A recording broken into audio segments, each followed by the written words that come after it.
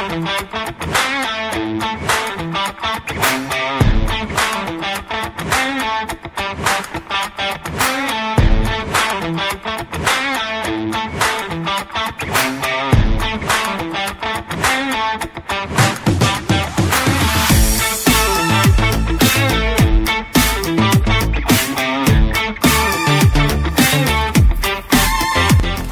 into episode 6 of the Preferred Experience. Will Barrett and the Millzer here with you again.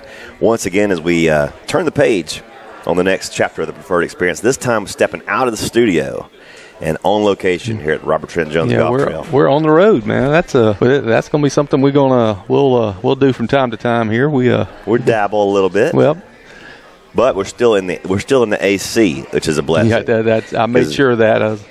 Even though it's a morning here at RTJ and the cloud cover's out and it's about 79, 80 degrees outside, it's about 100% humidity. And we're just talking to DJ Steve Haynes, who had been out there warming up on the driving range, and it looked like he'd done run a marathon because his sweat was pouring off of him.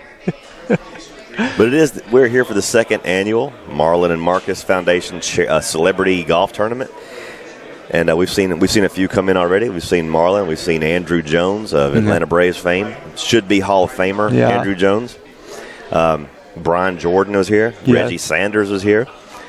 We even have some of our local legends too. As I see Austin Golson over there. Austin Golson walking around. He's hard to miss. He's a mountain. No, that's what I'm saying. That's the one you don't miss in a crowded room. He's a mountain walking around. And I think people forget just how good Austin Golson was. Oh man. I mean, and probably could still be. Yeah. For a few plays at least. Yeah. I'm sure you get 2 or 3 plays out of him. But yeah. He's not as good as he was once, but he's good once as he's ever been, probably. Yes. Man, but it's a great morning for golf. Yeah. No sun to be July. What's today? July 29th. June 20th. June. We ain't quite made it July yet, but we're knocking on the door. It's almost July, and it's less than 80 degrees at 8:15 in the morning. Yeah, that's a blessing for a tournament like this. But I was here last night for the for the All-Star party and the live auction. And let me tell you, this place was, the clubhouse was packed inside and outside. DJ Steve Haynes was spinning the tracks, and people were spending money left and right. They're given to this foundation. Really, really showing how much this community rallies around their people. Yes, we're talking about the Marlon and Marcus Foundation, and it's just outstanding what these 2 Prattville kids, I'm going to call them kids, they're still kids to me, but these 2 Prattville kids have put together to try to better the community and improve the community with their community center idea, and the effort that they put into to put these tournaments and events together to raise money for it. And they do it top notch and first class all the way. They do, absolutely. And I think, can you call people a kid if they're actually retired? That I don't know. But Marlon Anderson will always be a kid to me. So, sorry. Because I saw him play when he was a kid. So he will be a kid. And Marcus will never grow up, so I'll call him a kid anyway. That's true. That is true. We haven't even seen Marcus yet. I know it's early in the morning for a Marcus Jackson showing, but he'll be here eventually. Yeah. I had to give him heck. I told him, man, I was here an hour earlier for your golf tournament. I was here an hour before you for your own golf tournament. That's right. That's right. But they put on an excellent party last night. There was food and drink and like I said, live auction stuff, and people were just really handing over donations to the Marlon and Marcus Foundation, and it all goes to making a safe place for underserved kids in this community. Yes. The Marlon and Marcus Foundation has this idea of a dream center on the campus of North Highland Community Center, where it is right now, over in down MLK Drive, and one day it will come to fruition. It's going to take more, like Marlon said last night, it's going to take more than a couple golf tournaments to make that happen. Yes. But it's coming. It's going to take years of patience and years of grinding, but these guys are dedicated, and I really believe we're going to see it happen. Yeah, absolutely. And like he said, it's going to take more than a couple of golf tournaments. But the thing is, you got to make those first steps to make it happen. Yeah. And these are the first steps. These last 2 golf tournaments they put together, they're the first steps. But as we've clearly seen, the support that he gets, that Marlon and Marcus get from Marlon's celebrity friends are always here to support him. And like I said, the community turns out to support the golf tournament, and I think they're full up again. So I mean, it's just outstanding to see the contribution that these 2 individuals put into to their city, and you can't speak enough upon it. Speak enough about how much they mean to the community. Absolutely, we talked about it. We talk about it all the time. That's one of the things that makes this community great, is the people that continue to put back into it. People that have even moved away. Like Marlon lives in Atlanta now, yes. But this is his home, and this is where he puts his time and energy. And so it's a real blessing to have this event here today. A lot of people still pouring in here to the clubhouse, checking in, getting ready, hitting some practice balls. Second annual Marlon and Marcus golf tournament. I just saw Andruw Jones walk by. Yeah. And I wanted to say, excuse me, sir, do you know that you're Andruw Jones? When you talk about the greats of the 90s, Andruw Jones has got to be top of the list. Yeah. I mean, should be a Hall of Famer in my book. If he comes on, I want to talk about the 2 homers he hit in Yankee Stadium at 19 years old in the World Series Game 1. 1996, I believe. Yeah. Let me tell you, you watch baseball and you think of the baseball players just average-sized humans. You get beside Andruw Jones, he's not an average-sized human. He's a big boy. His shoulders are as wide as this table we're sitting at. Yeah. Here. Yeah. I bet he get a golf ball 150 yards easy. And I believe his son is one of the top players in the state of Georgia. Mm-hmm. And coming along. Yeah. Like father, like son. Well, we're going to get some guests on here, and we're going to just talk about the support they give for the Marlon and Marcus Foundation. And well, like we said, we would have celebrities on here tonight. On this I'm morning. not sure about that. Well, I am sure. In my mind, I'm talking to celebrity.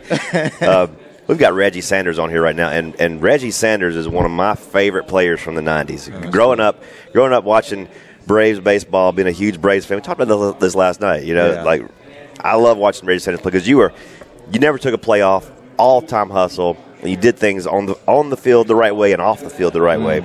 And glad to have you on. Thanks for spending some time with us. Yeah, absolutely. Well, what a great event to be a part of as well. And Marlon Anderson's been a very, very close friend for a very long time. And then through that relationship, through the Cardinals in 2004 and 2005, we became best friends. Mm-hmm. And so here we are today. I'm supporting him, and he helps support me as well through my endeavors too.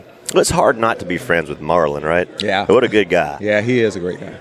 But you've carried your game. You retired in was it 99, 2001? 2007. 2007. Yeah. 2007. So 07, baseball on the field ends for you, but it doesn't stop in your life. You've carried it on to pour into other players. Tell us about what you're doing now in your foundation. Yeah, absolutely. So there's a couple of things. So I retired in 07 from the Kansas City Royals, and so during that time, I probably took about 4 or 5 years off, and really poured back into my family, 4 girls and my wife, and then so I started to get the itch again about getting back into the game. Yep. And so I saw Dayton Moore, who's the president of the Kansas City Royals, and he was coming in town in Myrtle Beach where his in-laws live, and he said, "Hey man, if you ever want to get back into baseball, just let me know." And I said, "Okay, cool." So fast forward to 3 months later, we ran into each other again. He said, "Have you considered, getting back into baseball?" I said, "You know what? Let's start having some conversations centered around that." So oftentimes when they're courting former players to come back into an organization, conversations are pretty much go the same way. But the thing that really resonated with me, what Dayton said, and what their culture is all about, they're mostly concerned about the 90% of players that don't make it than the ones that do. So you always hear about the 10% they go on, maybe go to the majors and maybe have a long career or a short career, but you've heard about them before. Right. But what about the 90% of players that you never hear about and the things of their journey? So what we do is we have a system in place where we help foster and cultivate them, not only on the field but off the field, in terms of transitioning in whatever life capacity they're in. That's fantastic. And you talk about the grind of baseball. Once you get into the major leagues, or even beyond high school, baseball becomes a lifestyle if you're going to make anything of it, right? If you're going to make a go at it. And 162 games a year, I mean, that's got to be tremendously difficult if you're going to be a family man, if you're going to have priorities off the field. And getting that straight off the field has got to be a real challenge. You got to have your mind right before that big grind really kicks in, and you help a lot with that. Yeah. So, it's about management, right? It's about understanding what the challenges are, and then also the people that are surrounding you to help support you through those challenges as well. And so, oftentimes as ball players, we are so one-dimensional in focusing just on one aspect of what baseball brings, and that's on the field. But there's other factors that plays into the equation as well, as you alluded to: family, finance, as well as the character of the individual from a holistic perspective. And then you got the game itself. So one of the things that we focus on as a ball player is the wholeness of the individual. Yeah. So you got the mindset, you got the heart set, you got the health set, and you got the spiritual as well. And so if you focus on those components pretty much every single day, you're in balance, you're in line, and then you can go out and do what you need to do to help manage those challenges that are in your face every single day. The spirit, mind, and body, perfectly equilateral triangle, right? That's right. If you can get that right, everything else falls into place. That's right. Well, talking about just the sport in general right now, the game has changed so much from when you played to where it is now. Yeah. What do you see as do you think baseball itself is trending in the right direction, or do you think that there needs to be a course correction somewhere along the way here? Yeah, I think it's baseball, the old traditional way is still a part of the game. It's hard to change and shift that particular piece of it. I think there are nuances within the game that could be better. I think one of the things that's resonating right now is kind of like the timing, how long the game is, trying to shorten that a little bit, implement things in that is more engaging for the fan experience. I do like the fact when there's a play and then they have to call New York and then they tell the fans in terms of what the call was. Right. I think that's pretty cool. I think that's a great thing. You get it right. And you exactly. So I think that there are nuances within that system that they're trying to vet to make sure that it can be sustainable as we move forward to shorten the game itself. So yeah, I'm all for it. The shortening the game thing. And notice baseball, like any other sport's a spectator sport. Without fans, there's no baseball. So what do you do? I mean, so if fans want to shorten the experience, then that's what you kind of got to go that direction. But it wasn't always that way. It wasn't. We live in the ADD generation now, where we want things quick, right, now. Right. But baseball's a thinking man's game. It is. But part of that too. You think about. You think about now is heavily televised. From a marketing perspective, there's so many things that plays into that equation from a timing perspective when you're watching on television.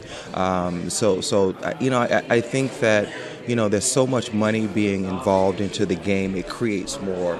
It creates more longevity from a game perspective in timing.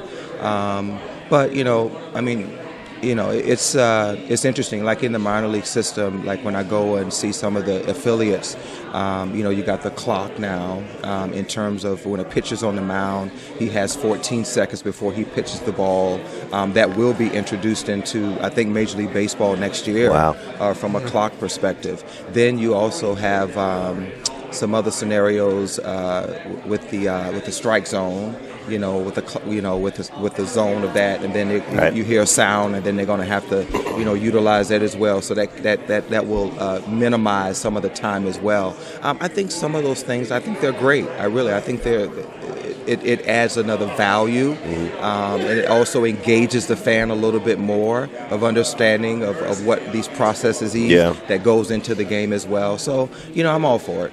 Okay, last question for you. Most difficult pitcher you ever faced? Oof. There were a lot of them. Okay.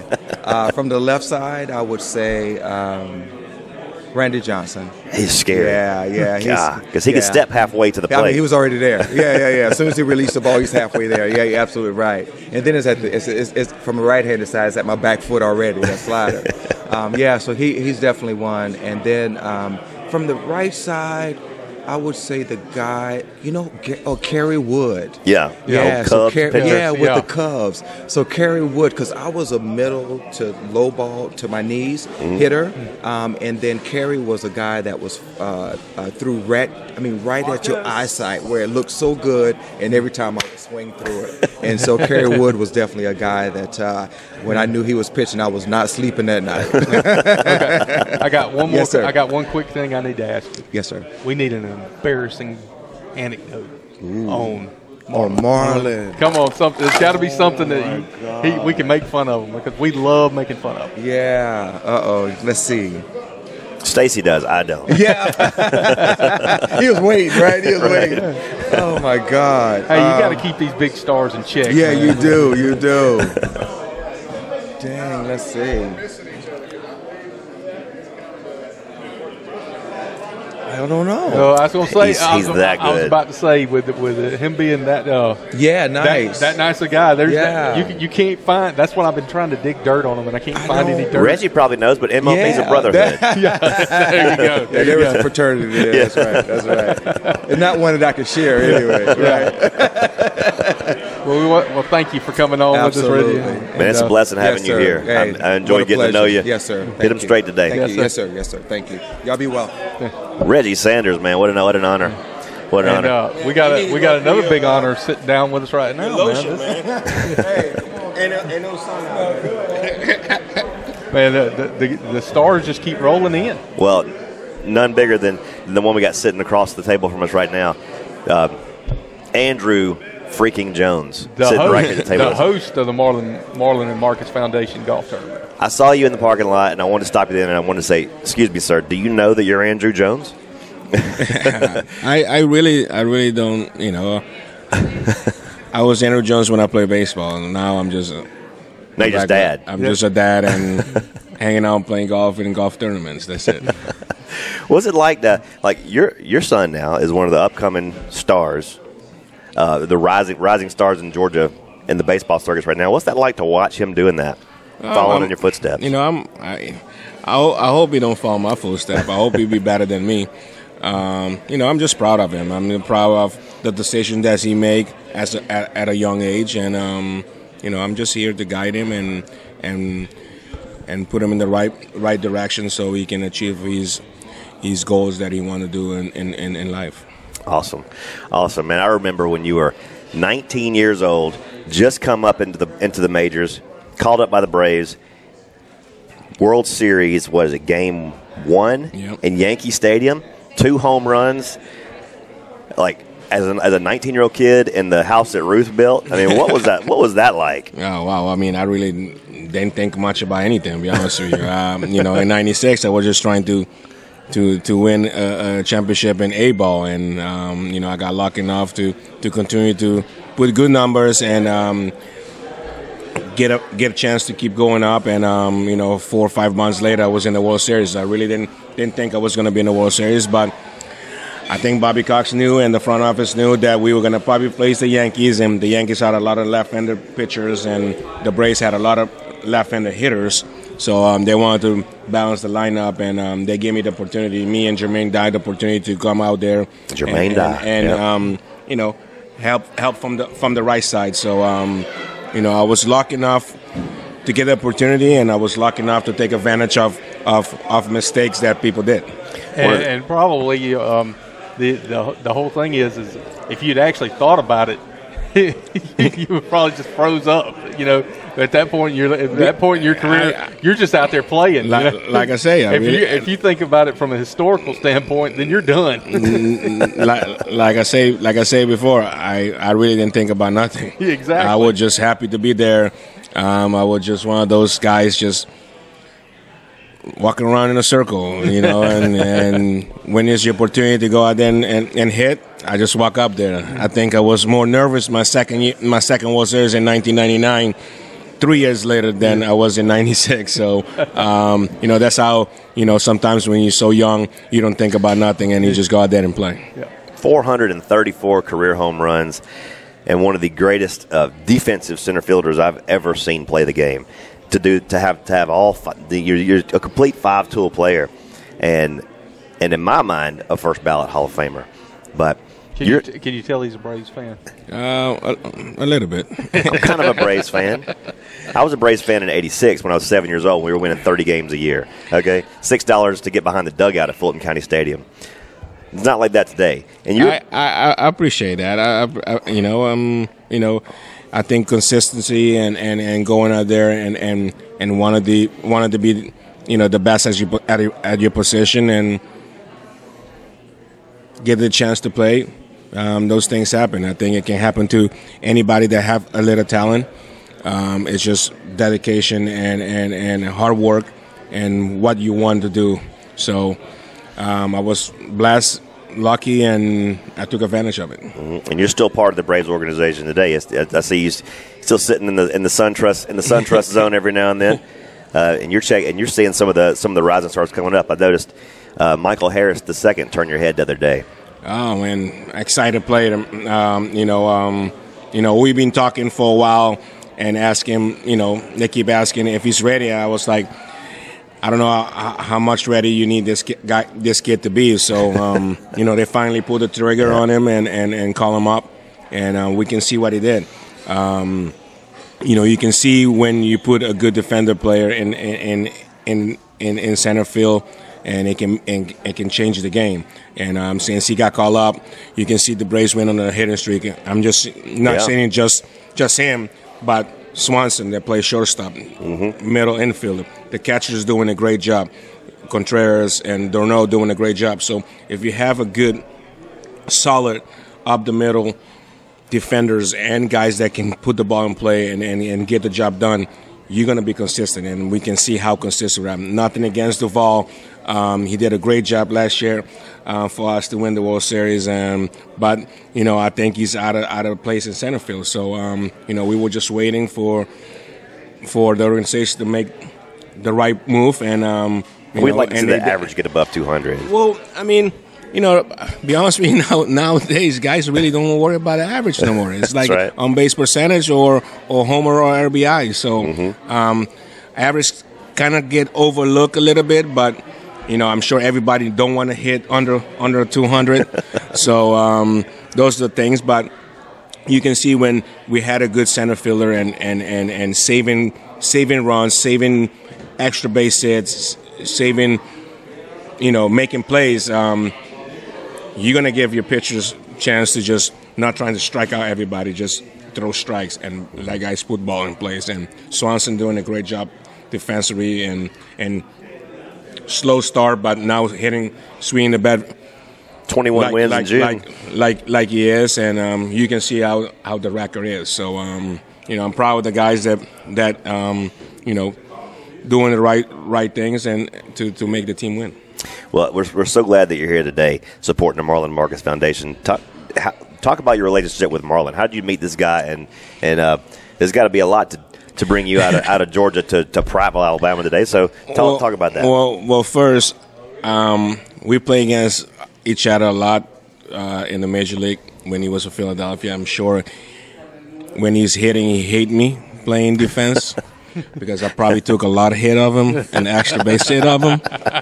But I love doing these things. Marlon doing a great job with this foundation to help others, and so I like to do stuff like that. I like to support my peers, support any foundation that that's doing good, raising good money for a good cause. So, this is my second year coming here now for this golf tournament. So, I always will support good friends.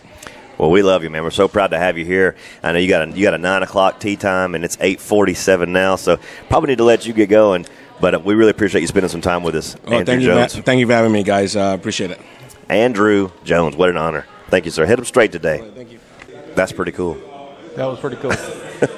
Andruw Jones. Wow. Andruw Jones, 434 career home runs. I'm not even a Braves fan, and that was like kind of got a little chill action there. Because, that's like I said, it's a legend of the game. 1,300 RBIs. Yeah. Wow. That was really cool. That was really cool. I felt like Chris Farley for a minute. You remember?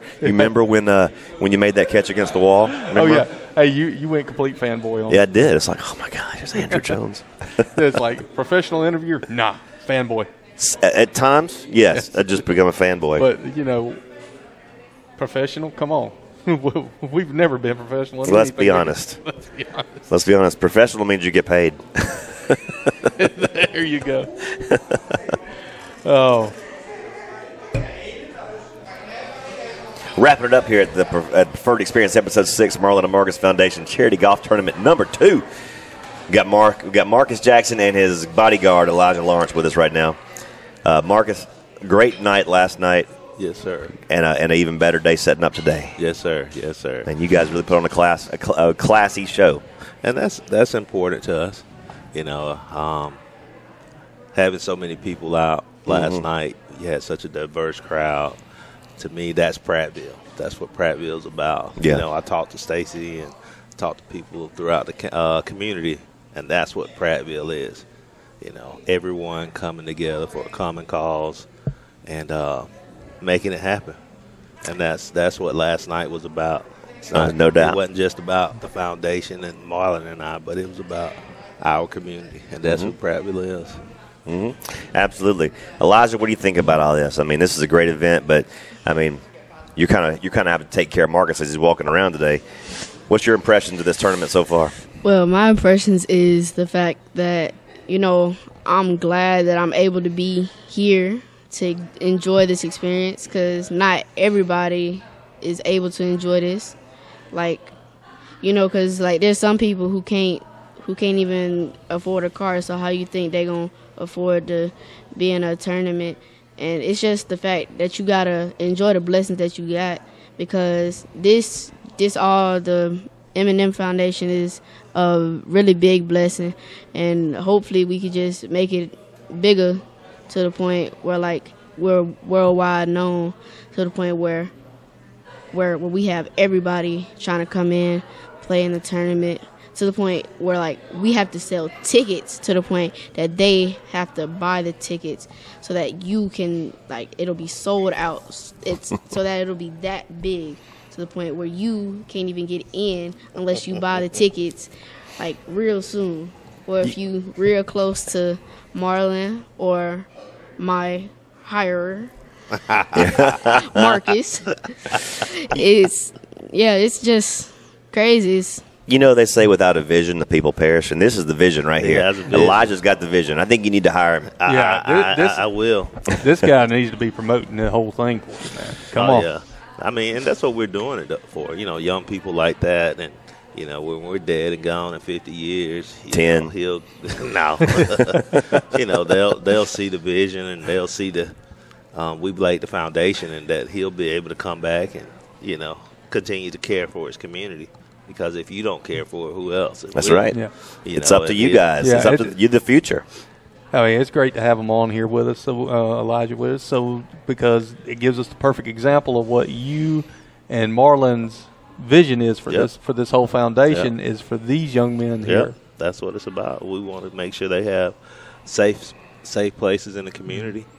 That's what the tournaments are for. That's what the auctions are for. That's what all this fundraising is for. All about people like Elijah, like young Elijah here, young American hard charger, the future. Yeah, we need to bring him back to Otago County.